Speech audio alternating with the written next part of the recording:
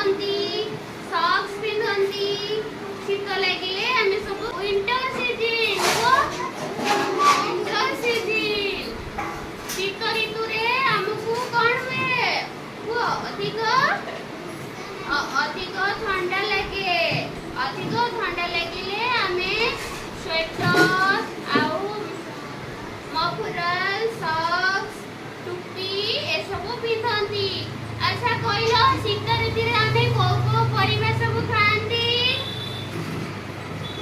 କୋଉ ପରିବା ଖାଆନ୍ତି? ଗାଜର, ଫୁଲକୋବି, ସବୁ ଗାଜର, ଫୁଲକୋବି, ବନ୍ଧାକୋବି, ଟମାଟୋ, ପାଳଙ୍ଗ ଶାଗ ସବୁ ଖାଇଛ? ତାହେଲେ ଶୀତ ଋତୁରେ ଆମେ ସବୁ ଖାଆନ୍ତି। ବୁଝିଲ? ତ ଶୀତ ଋତୁରେ ଆମେ ସବୁ କଣ? ଏଇଟା କଣ କହିଲ ଦେଖି? ଟୋପି। ଶୀତ ଋତୁରେ ଥଣ୍ଡା ଲାଗିଲେ ଆମେ କଣ କରନ୍ତି? ଏମିତି ଟୋପି ପିନ୍ଧନ୍ତି। ବୁଝିଲ? ଶୀତ ଋତୁରେ ଥଣ୍ଡା ଲାଗିଲେ ଆମେ କଣ କରନ୍ତି? ଟୋପି ପିନ୍ଧନ୍ତି। ଏଇଟା ସବୁ ଦେଖିଲ? କଣ ଏଇଟା? ଟୋପି। ଆଉ କଣ ଦେଖିବା? ଏଇଟା ବି କଣ? ଏଇଟା ବି ଗୋଟେ ଟୋପି। ଦେଖୁଛ ସବୁ ପିଲାମାନେ? ଏଇଟା କଣ?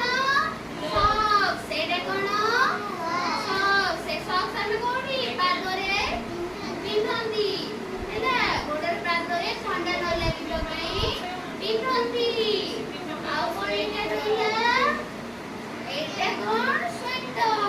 ଏଇଟା ସବୁ ଉଲରେ ସ୍ୱେଟର। ଦେଖୁଛ? ଏଇଟା କଣ? ସ୍ୱେଟର। ଆମେ ଶୀତ ଦିନରେ ଅଧିକ ଥଣ୍ଡା ଲାଗିଲେ ଏଇଟା ପିନ୍ଧିକି ସ୍କୁଲ ଯାଆନ୍ତି ସବୁ ନା?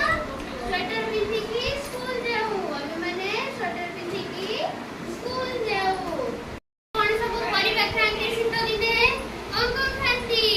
ଏଇଟା ଦେଖୁଛ? କଣ ଏଇଟା? ଏଇଟା କଣ? ଗାଜର। ଆମେ ଶୀତ ଦିନେ ଗାଜର ଖାଆନ୍ତି। ହେଲା? ଶୀତ ଦିନେ ଗାଜର ଖାଆନ୍ତି। ଆଉ କଣ ଖାଆନ୍ତି? ଏଇଟା କଣ? କୋବି। କି କୋବି? ବନ୍ଧାକୋବି। ଆମେ ଶୀତ ଦିନେ ବନ୍ଧାକୋବି ବି ଖାଆନ୍ତି। ଆଉ କଣ ଖାଆନ୍ତି? ଖାଆନ୍ତି ଶୀତ ଦିନେ ପାଳଙ୍ଗ ଶାଗ। ଆମେ କଣ ଖାଆନ୍ତି? ପାଳଙ୍ଗ ଶାଗ। ପାଳଙ୍ଗ ଶାଗ ଖାଇଲେ କଣ ହୁଏ? ଅଧିକ ଆମକୁ ଆଇରନ୍ ମିଳେ।